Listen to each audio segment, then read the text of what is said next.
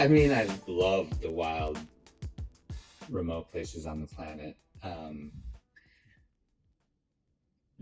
I mean, I think they make you feel alive. I think they require you to draw from all of your senses, um, because there's a certain level of self reliance that you have to have when you're in these kind of places. And somewhere deep in their DNA or lizard brain, like you can feel it when you're in a place that's remote. And I love that feeling. And it's not for everybody, but for me, um, I just love to be in those kind of places, feel those kind of places, experience those places with people who are comfortable in those sort of environments. Um, I think it draws people together. It gives people an interesting shared experience. I love the quiet. I love seeing the sky at night in those kind of places. I love how it makes you feel like a tiny speck on this planet and puts a lot of things, it helps me put things into perspective. It's kind of a double edged sword because, on one side, when you're filming and photographing, it pulls you out of the moment. But the process itself of filming and documenting and photographing, in some ways, also is its own sense of being present. That process is part of my craft, and when you are lost in your craft, it's a very um, it's an experience that makes you feel very present. So you know, it's interesting. Um, I've been conscious of that dichotomy when I'm working, uh, but I enjoy that process a lot, and um, in a lot of ways, does make me very present. I love the problem solving process of big expeditions and big climbs. Part of it is accepting your situation and accepting what you have and making the most of it. Um, but yeah, of course, weight is often a major consideration on big climbs. So, everything is essential. Everything has been examined carefully. We often say, if you don't have it, you don't need it, you know, because you've got what you've got and you have to make do. The fact that there are variables you can control and there are variables you can't control. So you really focus on the variables you can control. And that's things like fitness and planning and weight and equipment. Like we cut the tags off our jackets to save weight. You really, I guess another saying is that no detail is small. It's like you have to think through everything, and that's a big part of expedition climbing. Um, so everything is highly, highly refined, and you learn a lot through experience what you end up really needing. And we always think about the fact that there's all these kind of different definitions of success, but like one of the things is if you've used every single piece of equipment on a climb, you know, that's always kind of a box that I mentally check. I'm like, well, I used everything I brought. There was nothing I didn't use.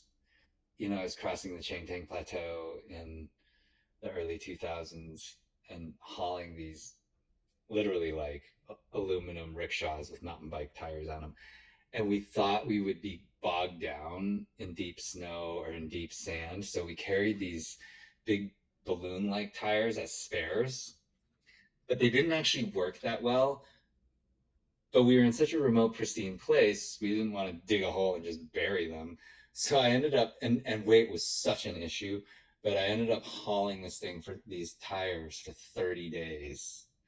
And we ran out of food and we ran out of fuel, we ran out of everything, but I was carrying these, which probably added up to an extra 20 pounds.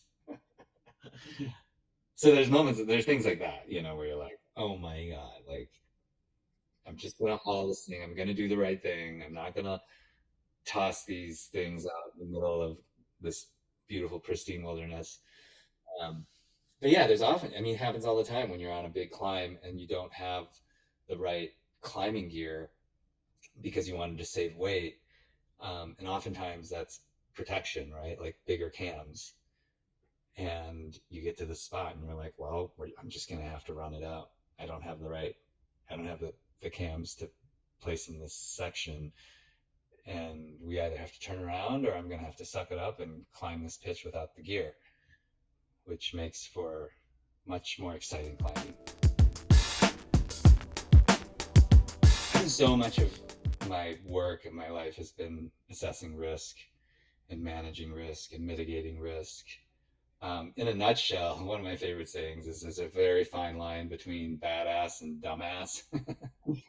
um, you are constantly assessing all the different potential scenarios, worst case scenarios, what you're going to do in those type of scenarios.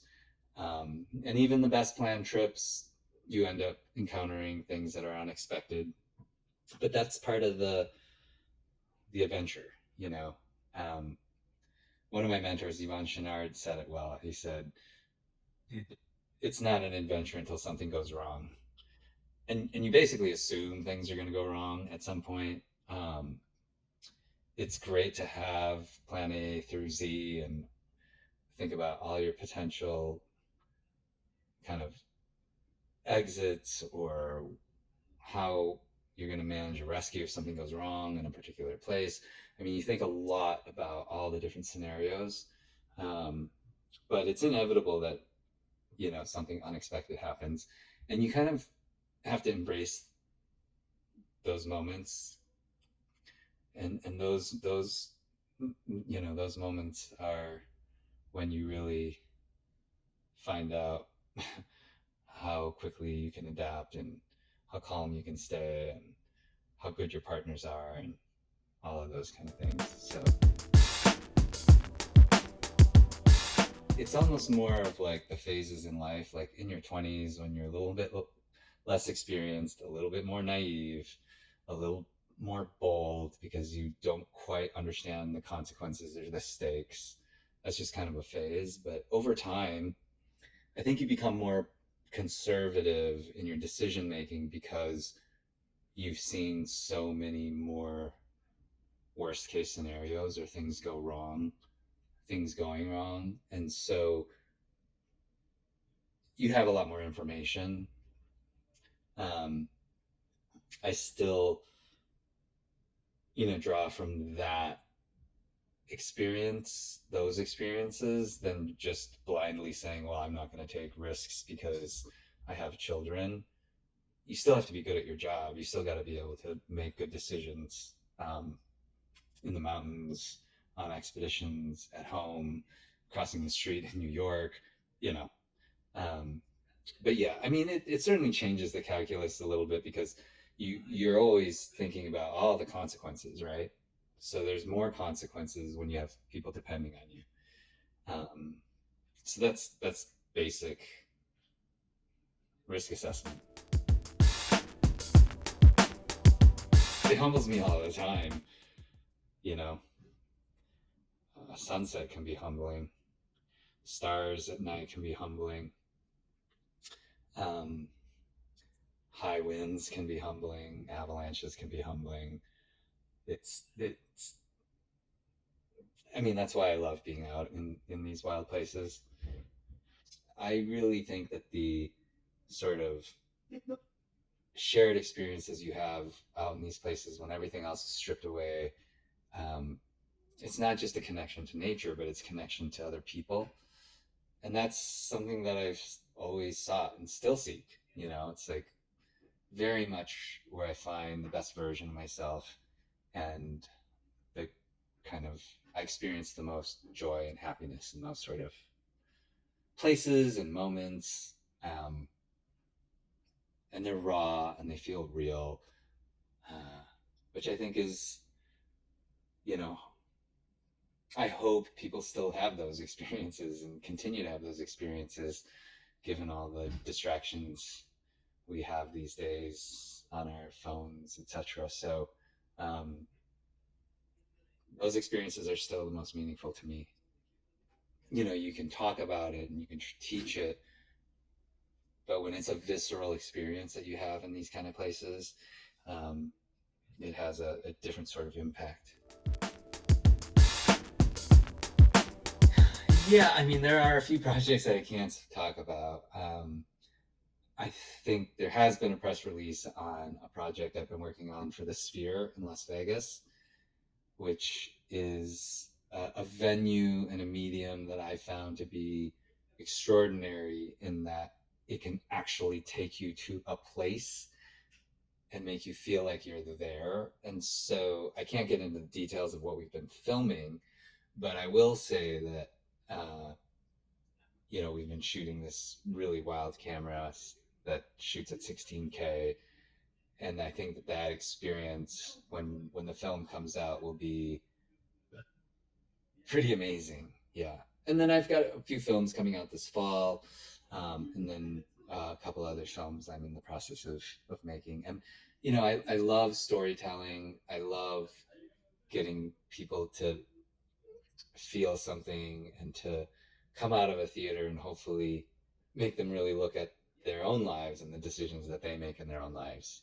Um, I think that storytelling and filmmaking, one of the most powerful things that it does is it can change people's perspective. And maybe it's not much, maybe it's a small shift, but that's something that I always found really powerful around incredible stories or films or books. And I still really enjoy doing that. And so I'll probably continue to do that for quite some time.